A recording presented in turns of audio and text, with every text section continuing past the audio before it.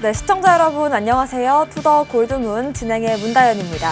어제 FOMC 회의 결과가 나왔습니다. 저희가 월요일 방송에서 FOMC 회의가 나오면 불확실성 해소다, 악재 해소로 다시금 시장 반등 가능성 있다라고 코인사부님께서 언급을 해주셨는데요. 브리핑대로 잘 흘러가는 모습이었습니다. 나스닥이 3.7%가량 급등이 나왔고 비트코인도 여기에 따라서 5천만 원을 넘겨주는 모습이었습니다. 그리고 또 어제 또 NFT 시장 쪽으로 좀 자금이 들어오면서 비트필승님의 첫 방송 이제 공략 코인이었던 엑시 인피니티까지 상승하는 모습 보여줬습니다. 오늘도 두 분의 전문가님들과 함께 시장 매매 전략 잡아보겠습니다. 먼저 비트필승님 어서 오세요. 네, 안녕하세요. 이번 한 주는 악재와 호재가 쏟아져 나오고 있는 분기점의 선상에 놓여 있다. 어제 말씀드렸는데 그런데 오늘 원천적인 악재가 해소될 전망을 보이면서 비트코인 박스권 상당인 5천만 원 선을 뚫어주고 지지해주는 흐름을 보이면서 대부분의 알트코인 또한 양방의 흐름을 보여준 아주 기대되는 시장이 전망되고 있습니다. 영상 끝까지 시청해 주시면서 좋은 종목 잡아가시길 바라겠습니다. 네, 코인사부님 모셔보겠습니다. 어서 오세요.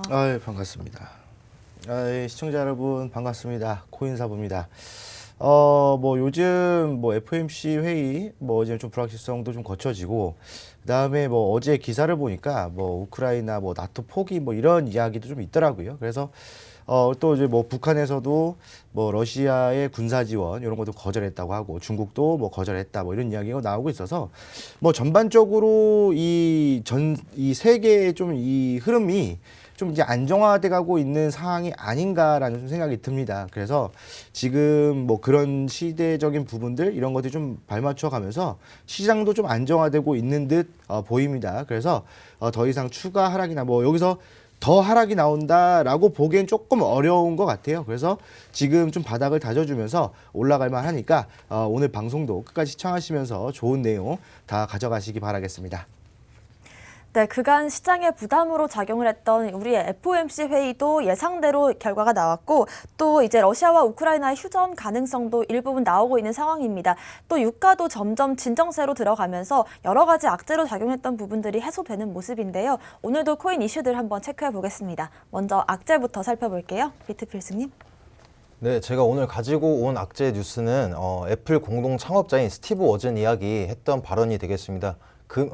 암호화폐는 금이자 수학일 뿐이다 라는 발언이 이슈가 되고 있는데 이 발언에 대해서 저희들이 생각해 보기 전에 2019년도 당시 거슬러 올라가 보시면 2019년도 당시에 삼성 갤럭시 S10에 암호화폐 지갑을 등록하고 따라서 LG도 암호화폐 지갑을 탑재했었습니다. 이 당시에도 애플이 지갑을 탑재할지 전망이 이제 주목이 되고 있었던 입장이었는데 더 거슬러 올라와서 14년도 당시를 생각해 보시면 당시 어플에서 비트코인 연동 지갑을 삭제를 했다가 유저들에게 거센 반발에 힘입어서 다시 복구했던 사례가 있었습니다. 이처럼 애플은 암호화폐에 대해서 선두주자로서의 역할보단 비교적인 보수적인 태도를 보이고 있지만 부정적인 시각은 없어진 지 한참 지났다라고 보실 수 있겠습니다. 이번 공동 창업자의 발언을 확인을 유심히 살펴보시면 암호화폐 자체에 대해서 부정적인 시각이 아니라 금과 같은 자산으로서 입지는 인정한다라고 받아들이실 수 있겠습니다. 게다가 복잡성, 변동성에 있어 일반적인 투자자는 접근하기 힘들다라는 말이 있었는데 최근에 이제 행정명령과 연관지어서 생각해 보시면 이제 미국에서 기관과 설립을 해서 보장성과 발전성에 기여를 하려고 하는 움직임을 보이고 있는 만큼 차후에 충분히 애플 공동 창업자가 우려했던 부분은 해소될 우려 부분이다라고 생각해 보실 수 있겠습니다. 이제 불과 몇 달 전만 해도 각계각층의 전문가들이 암호화폐는 시각이 극단적으로 다양했었습니다. 비트코인은 사기다, 영원에 수렴한다라는 말들을 심심치 않게 접할 수 있었는데 현재 부정적인 입장을 내비치는 전문가나 영향력 있는 인물들의 발언들을 살펴보시면 극적으로 부정하기보단 해지 수단, 즉 대체 수단으로서의 또는 이제 하나의 자산으로서 인정한다는 표명이 많아지고 있음을 여러분들도 확인하실 수 있겠습니다. 그러므로 악재지만 해소될 수 있는 악재다라고 정리해 드리겠습니다. 네, 일단은 애플 공동 창업자가 이제 암호화폐는 금이자 수학일 뿐이다 이런 발언을 했는데요. 지금 여전히 약세장에 들어와 있지만 10만 달러를 갈 수 있다라는 의견도 제시했던 걸로 밝혀졌습니다. 그렇기 때문에 지금 많은 유명 암호화폐 관련 업계 사람들이 이제는 이제 암호화폐가 해칭 수단으로서 작용할 수 있다라는 데 동의를 하는 것 같습니다. 코인사부님의 악재 살펴볼게요. 예, 뭐, 일단은, 뭐, 딱히 악재라고 할 만한 건 없어요. 아까도 말씀드렸던 것처럼, 이 세계 정세 자체도, 이 상황 자체도 조금씩 좀 안정화되고 있는 상황이라고 좀 보시면 될 것 같아요. 하지만, 이 시장 안에서 이 비트코인에 대한 조금 불안한 흐름이 좀 이제 발견이 됐습니다. 그 비트코인에 대한 불확실성 때문에 그 장기 투자자들이죠. 호들러라고 하는데 이 호들러들이 좀 이제 흔들흔들되고 있다라고 좀 보시면 될 것 같아요.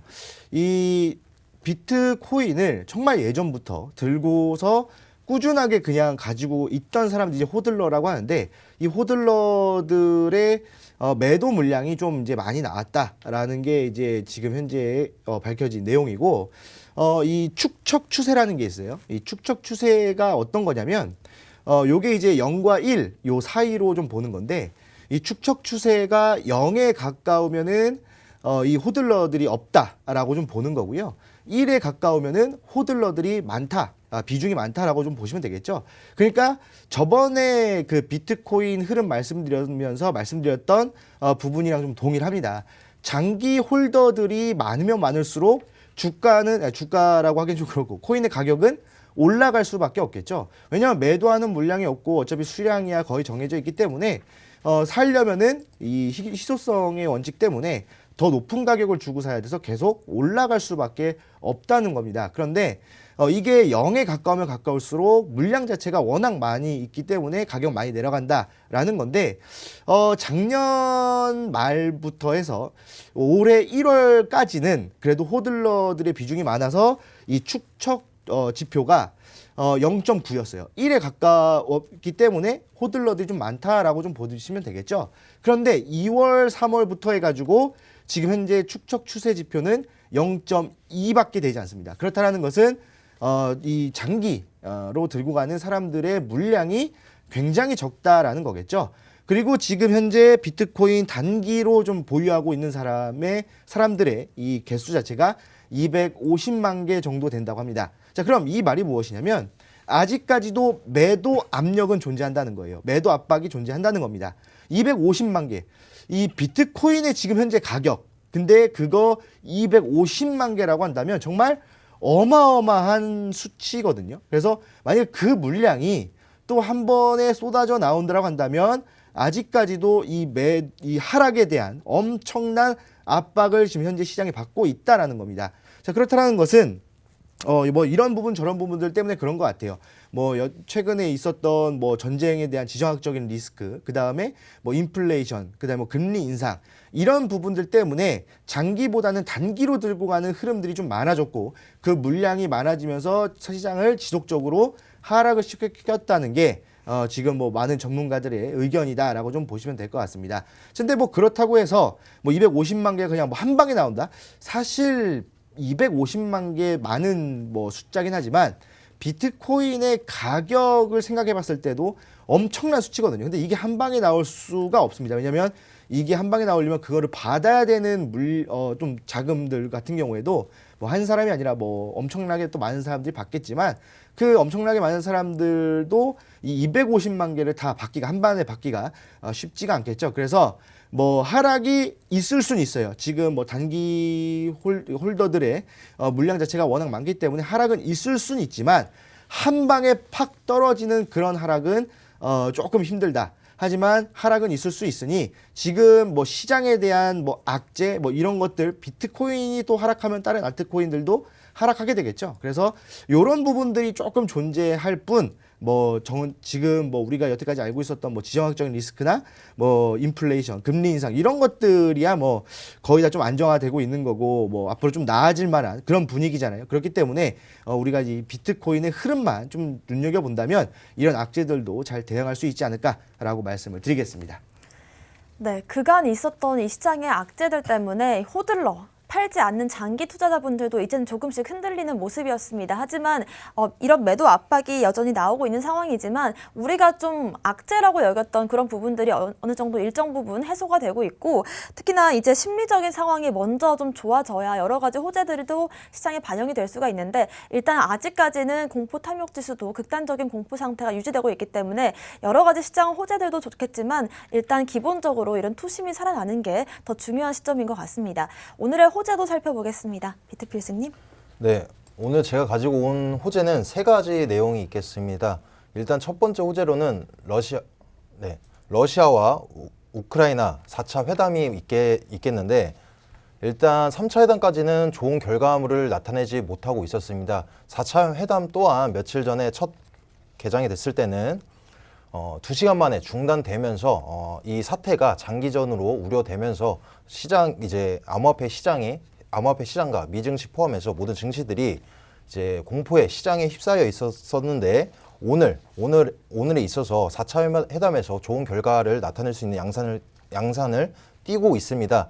일단 우크라이나의 카드로는 일단 나토 가입을 철회하겠다라는 카드를 내밀고 나왔는데, 이 카드는 러시아에서 기존에 이제 요구하던 항목 중 하나로서 좋은 카드로 역할을 해내갈 것으로 전망되고 있고, 또 일단 현재 아직까지도 논쟁 중인 부분이 있습니다. 돈바스 지역에 대해서 논쟁 중인데, 이 돈바스 지역이 어떠한 지역이냐, 러시아에 가장 가까운 우크라이나의 한 지역이다. 그 지역에는 칠러 세력들이 90% 이상 있는 지역이다라고 아시면 되겠는데, 이 지역에 왜 문제가 있냐, 일단 이 사태의 시발점이다라고 생각하실 수 있겠습니다. 이 돈바스 지역의 칠러 세력들이 우리들은 러시아에 편입되고 싶다라고 밝히고, 또한 아니면 이제 단독적인 국가로 승인받고 싶다라고 표명을 하다 보니까, 러시아에서는 이제 명분을 삼아서 우리들이 너희들을 도와주겠다라는 명분을 삼아서 러시아 군을 투입시키면서 지금의 사태가 일어나는 시발점에 돈바스 지역 논쟁이다라고 말씀드릴 수 있겠고, 또 일단 현재 좋은 양상을 보이는 회담 중임에도 불구하고 러시아가 우크라이나에 지금 공세를 가하고 있습니다.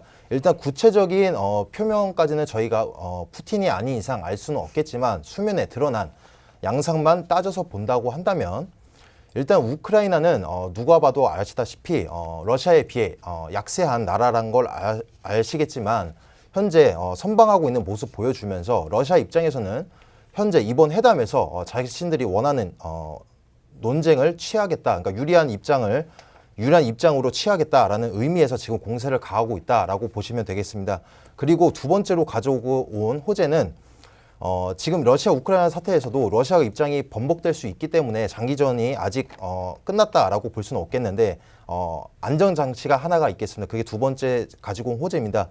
일단 오늘 24일 나토 및 EU 정상회담이 있겠습니다. 여기에 미국 바이든 대통령도 가담해서 참석해서 우크라이나 사태의 논쟁이 예정되어 있습니다. 만약에 앞서 말씀드린 것처럼 러시아가 입장을 번복한다, 그래서 더 악화가 된다라고 하더라도 지금 현재 스위프트 배제와 같은 경제 제재를 가하는 등과 같은 강한 입장을 내세워서 지금의 현 사태를 종식시킬 촉매제 역할을 할 것이다 라고 해서 정말 큰 호재라고 생각되고 있는 지표입니다.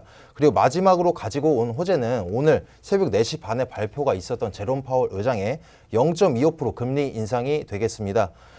금리 인상이 우리 코일러들, 그러니까 투자자들한테 좋지 못한 호재가 아니라 악재가 아닌가요? 라고 생각하실 수 있겠지만, 일단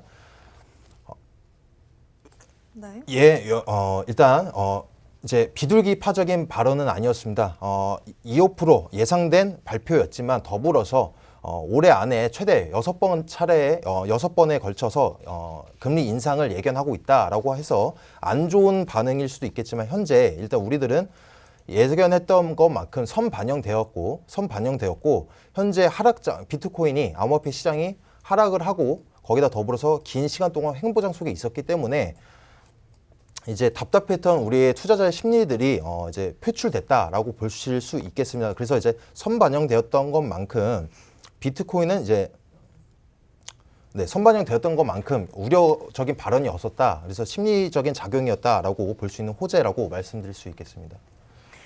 네, 일단은 러시아와 우크라이나 협상에 대한 기대감이 커지고 있는 상황입니다. 블라디미르 푸틴 러시아 대통령도 장기적으로 봤을 때 우크라이나를 점령할 생각이 없다라는 발언을 하기도 했고요. 그리고 또 우크라이나가 이제 러시아 요구 사항 중 하나인 나토 가입 철회를 할 수 있다라는 가능성이 좀 커지면서 시장의 기대감이 반영되고 있습니다.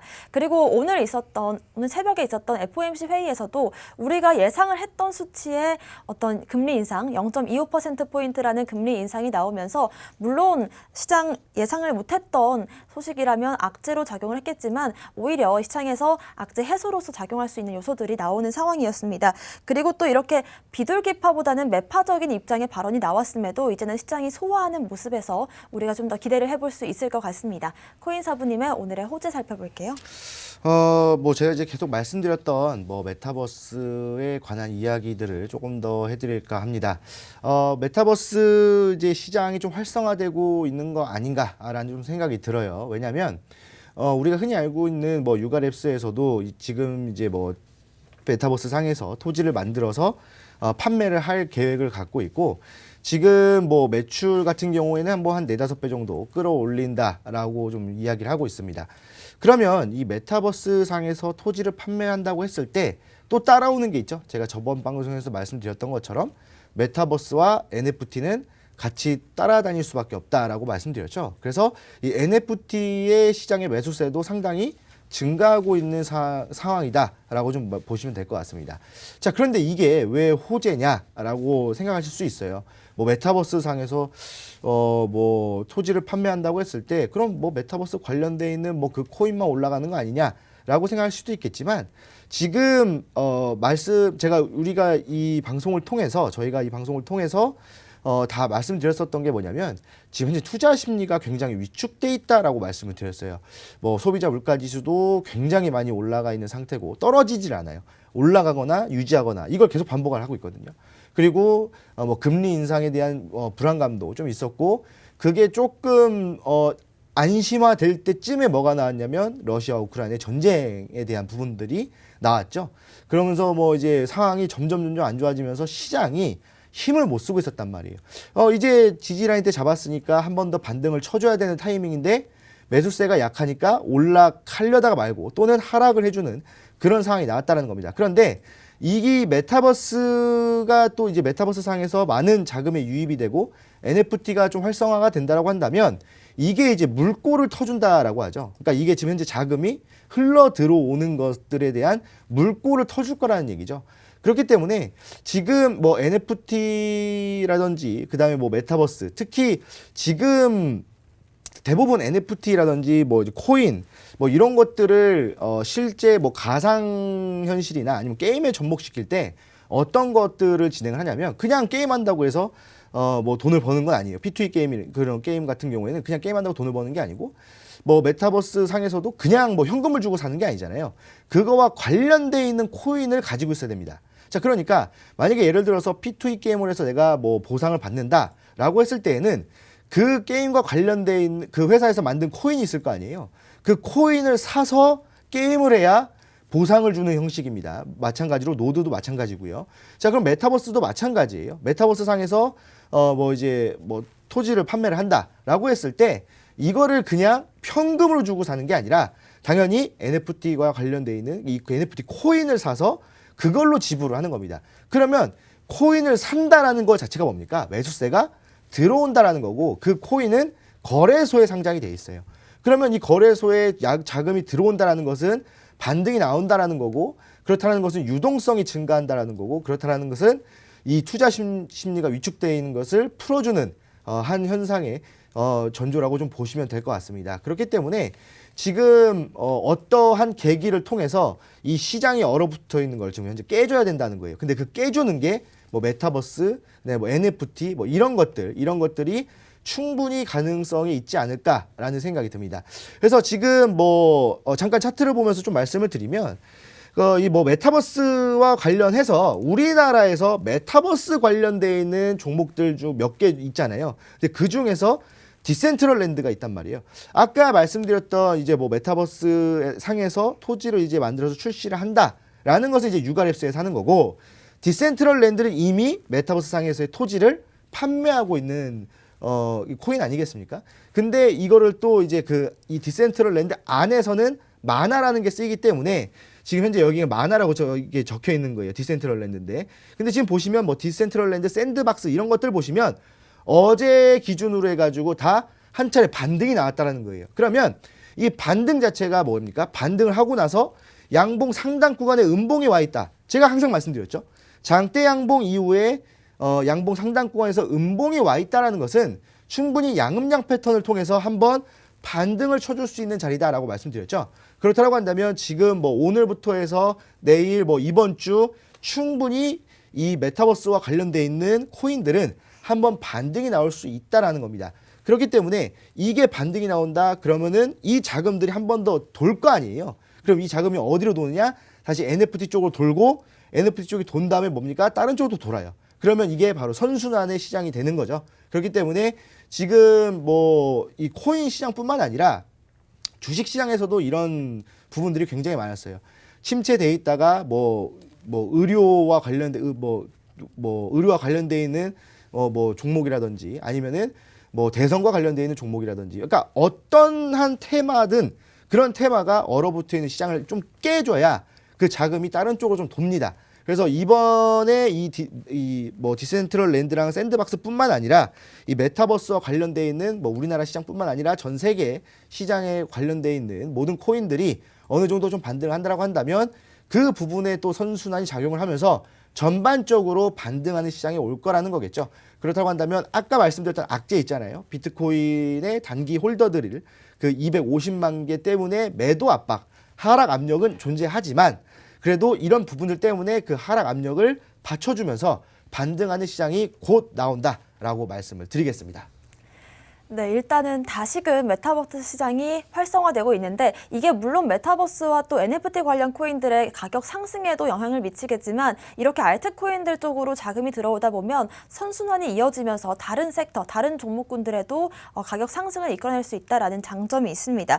특히나 월요일에 코인사부님 공략 코인이었고 또 어제는 비트필승님의 특징 코인이었던 엑시 인피니티를 시작으로 해서 어제 하루 같은 경우만 보더라도 샌드박스와 디센트럴랜드 여러 가지 NFT와 디센트럴랜드 같이 메타버스 관련된 코인들이 가격적인 반등 흐름을 보여줬습니다. 앞으로도 이 반등 이어갈 수 있을지 지켜보면 좋을 것 같습니다. 오늘의 코인 이슈 살펴봤습니다. 저희는 잠시 뒤에 코인콕으로 돌아오겠습니다.